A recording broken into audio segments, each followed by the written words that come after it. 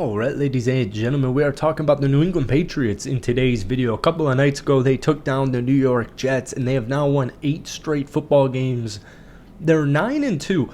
So the Patriots franchise has never won 8 straight games within a season with any quarterback ever other than Tom Brady. So that just changed with Drake May, and it's kind of weird. It's flipped between this Patriots team is unbelievably legit. Drake May is an MVP candidate. And then there's also like a decent portion of people that say, well, they just haven't beat anybody. They've got a cakewalk schedule and they haven't beat anybody important. And so, it feels like 2 months ago now when they took down the Buffalo Bills, if I'm not mistaken, on the road, primetime football, that was a really big win. And then 2 weeks ago on the road against the Tampa Bay Buccaneers. I know the Tampa Bay Buccaneers are a little bit banged up, but as somebody who lives in the Bay Area, Tampa's a good team.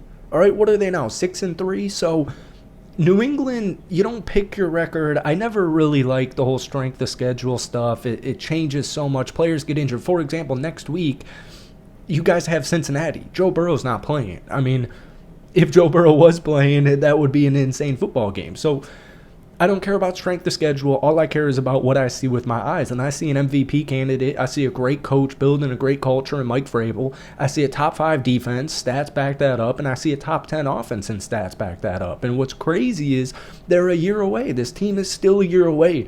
In our last Patriots video after your last victory, I think against Tampa, I was like, there's no wide receiver 1 on this team. And I get Stephon Diggs is acting as wide receiver 1, and he's having a phenomenal season.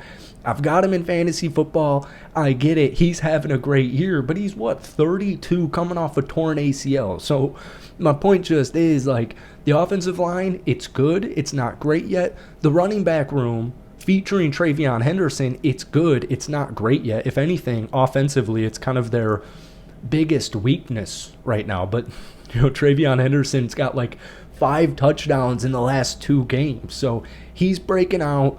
We saw Kyle Williams touchdown 2 weeks ago. I want to see more Kyle Williams moving forward, but that's just the whole point. And that's what people know. They're a year away. So that's what's really scary. And you are what your record is. I don't know. I said this a couple of videos ago. It wasn't on a Pats video, but I was watching We Are Marshall a couple of weeks ago, and, the coach was like, the only thing people remember you for is winning. Nobody, when playoff time comes, nobody is going to be looking at, especially when the end of the season comes, nobody's going to be looking at this Patriots team and saying, well, their strength of schedule. So there's a couple of things I really like about this Patriots offense in specific with Drake May. Real quick, I've compared them to my Green Bay Packers offensively in videos past. Once again, with the whole wide receiver 1, you've got a young quarterback, you've got a good coach. But this team, I'm kind of like in an NBA mood. I've got a Rockets channel. I've covered the Rockets for about 5 years.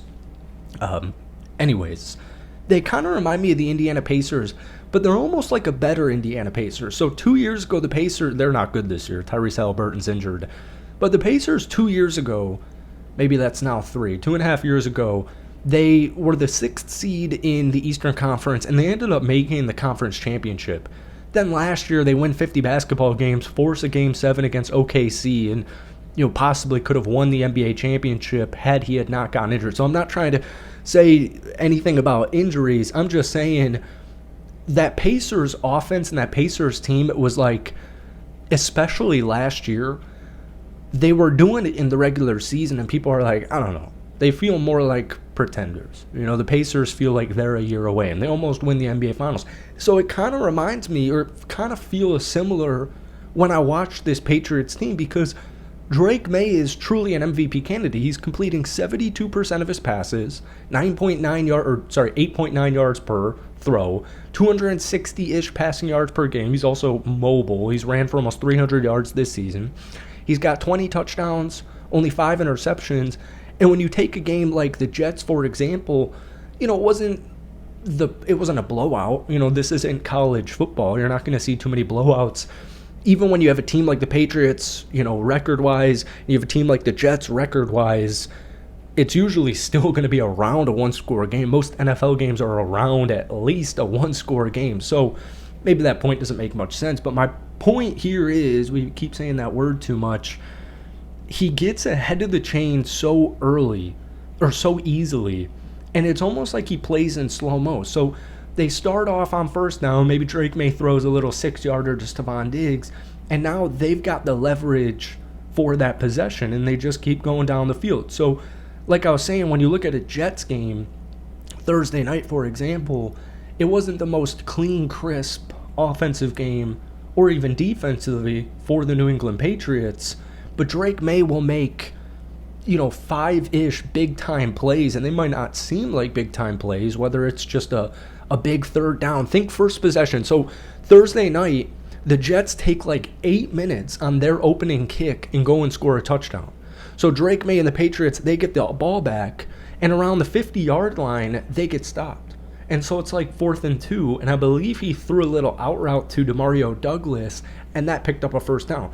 So Drake May will make 5, 6, 7 plays like that every time, and it's been enough to get these victories. And the defense, they're a top 5 scoring defense right now as well. So everything clicks awesomely. And I even want to end this video talking about Josh McDaniels, because he got a really bad rap in Vegas as their head coach. And there's so many guys around the league.